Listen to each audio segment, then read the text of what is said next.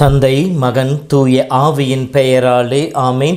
மூவொரு கடவுளுடைய அருளும் ஆசீரும் பாதுகாப்பும் வழிநடத்துதலும் உங்களோடு இருப்பதாக. பாஸ்கா காலம் 6வது வாரம் திங்கட்கிழமை. கடமையை செய், பலனை இறைவன் கொடுப்பார். இயேசுவில் என் அன்பு சகோதர சகோதரிகளே, இது இந்த நவநாகரிக உலகிலே நாம் எதை செய்தாலும் உடனுக்குடனாக அதற்கான பலனை எதிர்பார்ப்பவர்களாக இருக்கின்றோம். ஆனால் இன்றைய முதல் வாசகத்தின் வழியாக பவுல் நமக்கு ஒரு ஒப்பற்ற பாடத்தை சொல்லிக் கொடுக்கின்றார்.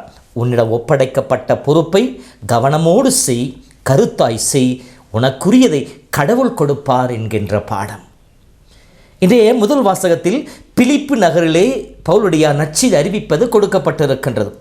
இந்த பிலிப்பு நகர் என்பது பவுலுடையாருடைய 2வது தூதுரை பயணத்தின் இன்றியமையாத முக்கியமான நகரமாக இருந்தது. பவுலுடையார் கனவின் வழியாக காட்சி கண்டு இங்கே நற்செய்தி பணியாற்றச் செல்லுகின்றார். இதுதான் ஐரோப்பா கண்டத்திலே முதலாக நற்செய்தி பெற்றுக்கொண்ட பூமியாக கூறப்படுகின்றது. இந்த இடத்துல பவுலுடையார் நற்செய்தி பணியாற்றிக் கொண்டிருக்கின்ற பொழுது அவருடைய மையம், நோக்கம் எல்லாம் இதுவாக இருந்தது, இயேசுவை மக்களுக்கு அறிவிக்க வேண்டும் என்பது. அதான் அவருடைய கடமையாக இருந்தது. கொரிந்தியர் புத்தகத்தில் பவுல் சொல்வதை போல அது எனக்கு கொடுக்கப்பட்ட ஒரு கடமையாக இருக்கின்றது என்பதை உணர்ந்து அதை செய்கின்றார். எப்படி என்று பார்த்தோம் எனில், இன்றைய முதல் வாசத்தில் 5 வசனங்களில் 5 இடங்களுக்கு பவுலுடைய செல்வதாக இருக்கின்றது. வசதிகள் அற்ற, பயணம் செய்வதற்கு தகுந்த வாகனங்கள் இல்லாத சூழ்நிலை, பாதுகாப்பு இல்லாத சூழ்நிலை, கால் கடுக்க நடந்து செல்ல வேண்டிய சூழ்நிலை, இப்படியெல்லாம் இருக்கின்ற பொழுது கூட எல்லா இடங்களுக்கும் சென்று இயேசுவின் நற்செய்தியை அறிவிக்கின்றார். இது அவர் சொல்லிக் கொடுக்க முதல் பாடம். நம்மிடம் கொடுக்கப்பட்ட கடமைகளை முழு மனதோடு வருகின்ற எல்லா இன்பத் துன்பங்கள் மத்தியிலும் மையத்தை விட்டு விலகாமல் அந்த செயலை செய்பவர்களாக இருக்க வேண்டும், இயேசுவை அறிவிப்பவர்களாக இருக்க வேண்டும் என்கின்ற முதல் செய்தி. 2வதாக, ஓய்வு நாளிலே அவர் வேண்டுவதற்காக ஜெப கூடத்திற்கு செல்லுகின்றார். தேடி அலைகின்றார், அங்கே செல்கின்றார் என்று சொல்லப்படுகின்றது. ஓய்வு நாள் என்பது ஆண்டவருக்குரியது. ஆண்டவனை துதிக்க, ஆண்டவனை ஆராதிக்க, ஆண்டவனை மகிமைப்படுத்த, இறைவன் அருளை பெற்றுக்கொள்ள கடவுள் நமக்கு கொடுத்த ஒப்பற்ற நாள் ஓய்வு நாள். இந்த நாளிலே ஆண்டவனை மையப்படுத்தி இருக்க வேண்டும். பவுலடியார் கடவுள் நற்செய்தியை தான் அறிவித்துக் கொண்டு இருக்கின்றேன், இயேசுவை பற்றி தான் அறிவித்துக் கொண்டிருக்கின்ற சொல்லி அந்த அறிவிப்பிலை மூழ்கி போய் ஓய்வு நாள் கடமைகளை அவர் தவிர்த்து விடவில்லை, அதை விலக்கி விடவில்லை. மாறாக இறைவனையே செய்து கொண்டிருந்தாலும் இறைவனுடைய அருள் வேண்டும் என்பதை உணர்ந்தவராக ஜெபிக்கச் செல்லுகின்றார். நம்முடைய வாழ்விலே கடவுள் நமக்கு ஒரு குறிப்பிட்ட பணியை, கடமைகளை கொடுத்திருக்கின்றார். அந்த கடமைகளை நாம் சரிவர செய்கின்ற பொழுது, முழு உள்ளத்தோடு செய்கின்ற பொழுது கடவுளுடைய ஆசிரியை பெற்றுக்கொள்வோம். ஆனாலும் ஞாயிற்றுக்கிழமைகளிலும் கரண் திரு நாட்களிலும் முழு பூசை காண்பாயாக என்று சொல்லி திருச்சபை நமக்கு கட்டளையாக கொடுத்திருக்கிறதே, அந்த கட்டளையை எந்த அளவிற்கு நாம் கடைபிடிக்கின்றோம்? மற்ற கடமைகளுக்கு முக்கியத்துவம் கொடுத்து நாம் ஞாயிறு திருப்பலியும் ஞாயிறு கொண்டாட்டங்களையும் அருட்சாதன கொண்டாட்டங்களை தவிர்க்கின்ற பொழுது அதுவே நமக்கு மிகப்பெரிய ஒரு தடையாக மாறிவிடுகின்றது. இறை அருள் நாம் பெற்றுக்கொள்வதற்கு ஒரு தடையாக அமைந்து விடுகின்றது. பவுல் சொல்லிக் கொடுக்கின்ற பாடம், எந்த பணியை செய்தாலும் சரி, கடவுளுடைய பணியை செய்தாலும் சரி, ஓய்வு நாளிலே கடவுளை தேடி அவருடைய பாதத்திலே அமரணும், அவரோடு ஜெபிக்கணும், இறை அருளை பெற்றுக்கொள்ள வேண்டும் என்பதை 2வது பாடத்தை நமக்கு சொல்லி காட்டுகின்றார்.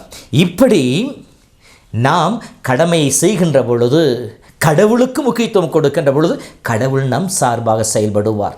இப்படி பவுலுடையார் போதித்து கொண்டிருக்கின்ற பொழுது அங்கே லிதியா என்கின்ற ஒரு பெண் உள்ளத்தை கடவுள் தொடுகின்றார். அப்படி தொடுகின்ற பொழுது அவர் தங்குவதற்கு ஏற்ற இடமாக அதை மாற்றி கொடுக்கின்றார். அந்த பிலிப்பு நகரிலே பவுலுடையார் தங்குவதற்கு ஏற்ற இடத்தை கடவுள் ஏற்பாடு செய்து கொடுக்கின்றார். இதுதான் கடவுளுடைய அற்புதமான செயல். நாம் கடவுளை முன்னிலைப்படுத்தி கடவுளுடைய காரியங்களை நாம் செய்ய முற்படுகிற பொழுது கடவுள் நம் சார்பாக செயல்பட ஆரம்பிப்பார். நம் தேவைகளை அவர் சந்திக்க ஆரம்பிப்பார். ஆகவே அன்பு சகோதரமே, இதோ இன்றைய நாளில் இறைவார்த்தையினுடைய இறைவன் நமக்கு சொல்லிக் கொடுக்கின்ற பாடம், கடவுள் நமக்கு கொடுத்திருக்கின்ற கடமைகளை குடும்ப பொறுப்பாக இருந்தாலும் சரி, மற்ற பொது பணிகளாக இருந்தாலும் முழு உள்ளத்தோடு செய்வோம். எதை செய்தாலும் நோக்கம் இயேசுவை அறிவிப்பதாக இருக்க வேண்டும். நம்முடைய சொல்லும் செயலும் இயேசுவை மகிமைப்படுத்தக்கூடியதாக இருக்க வேண்டும். இரண்டாவதாக, ஞாயிற்றுக்கிழமைகளிலே ஓய்வு நாள்களிலே ஆண்டுடைய ஆலயத்தை தேடி வந்து அவரை நோக்கி ஜெபித்து இறை அருளை பெறுவதிலே என் நேரத்தை செலவில் என்று சொல்லுகின்ற பொழுது அந்த வாரம் முழுவதும் நாம் இயங்குவதற்கான அருளை கொடுக்கின்ற கடவுள் அந்த வாரம் முழுவதும் நம் சார்பாக அவர் செயல்பட்டு நம் தேவைகளை அவர் நிறைவேற்றி கொடுப்பார். ஆண்டவர் கரங்களை ஒப்புக் கொடுப்போம். இறை அருளை வேண்டுவோம். கடவுள் நம் ஒவ்வொருவரையும் ஆசீர்வதிப்பாராக. ஜெபிப்போமா. இரக்கம் அருள் நிறைந்த அன்பின் ஆண்டவரே, இந்த நாளுக்காய் உமக்கு நாங்கள் நன்றி செலுத்துகிறோம். உம்மை நோக்கி உம்மோடு இணைந்து வாழ்கின்றவர்கள் புது வலிமை பெறுவார்கள் என்று சொல்லி இருக்கின்றேன். நீர் கொடுக்கின்ற ஆற்றலை கொண்டு எம்மதிலையும் தாண்ட எப்படையும் வென்றெடுக்க ஆற்றல் பெறுவார்கள் என்று சொன்னீரே. அன்பின் தெய்வமே, உம்முடைய அருளால் உம்முடைய பிள்ளைகள் ஒவ்வொருவரையும் நிறைத்தருளும் ஆண்டவரே. உள்ளத்திலும் உடலும் அவர்கள் வலிமை பெறுவார்களாக. இந்த நாள் முழுவதும் உம்மோடு இணைந்திருக்கின்ற ஆற்றலை பெற்றுக்கொள்வார்களாக. உம்முடைய அன்பினால் காக்கப்படுவார்களாக. உடல் உள்ள சுகத்தை பெற்றுக்கொள்வார்களாக. வேதனையிலும் வலியிலும் துடித்து கொண்டிருக்கின்ற மக்களுக்கு உம்முடைய பிரசன்னம் ஆறுதலாய் அமைவதாக. சோர்வில், பலவீனத்தில், அச்சங்கள், பயங்களில் வாழ்ந்து கொண்டிருக்கின்ற மக்களுக்கு நீ ஆறுதலை கொடுத்து அவர்களை தேற்றுவீராக. உம்முடைய வல்லமையான கரம் அவர்களுக்கு துணையாக இருக்கட்டும். ஆண்டவர் தாமே இந்த நாள் முழுவதும் உங்களோடு இருந்து உங்களை ஆசீர்வதிப்பாராக. எல்லாம் வல்ல இறைவன், தந்தை, மகன், தூய ஆவியின் பெயராலே ஆமேன். பலவீன நேரம் என் கிருபை உனக்கு போதும், உன் பலவீனத்தில் என் பலன் தருவேன் என்று.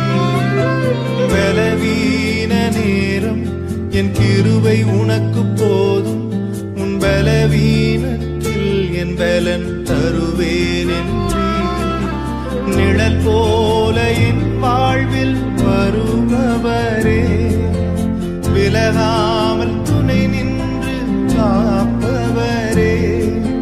நிழல் போல என் வாழ்வில் வருபவரே, விலகாமல் துணை நின்று காப்பவரே. நீர் போதும் என் வாழ்விலே ஏசையா, நீர் போதும் என் வாழ்விலே. நீர் போதும் என் வாழ்விலே ஏசையா, நீர் போதும் என் வாழ்விலே. தாய் போல தேற்றி, தந்தை போல ஆற்றி, தோள் மீது சுமந்திடும் என் ஏசையா. ஒரு தாய் போல பாசம், தந்தை போல நேசம், ஒரு தோழன் போல புரிந்து கொண்ட என் ஏசையா. உம்மை போல புரிந்து கொண்டது யாரும் இல்லையே, உம்மை போல அரவணைப்பதும் யாரும் இல்லையே. உம்மை போல புரிந்து கொண்டது யாரும் இல்லையே, உம்மை போல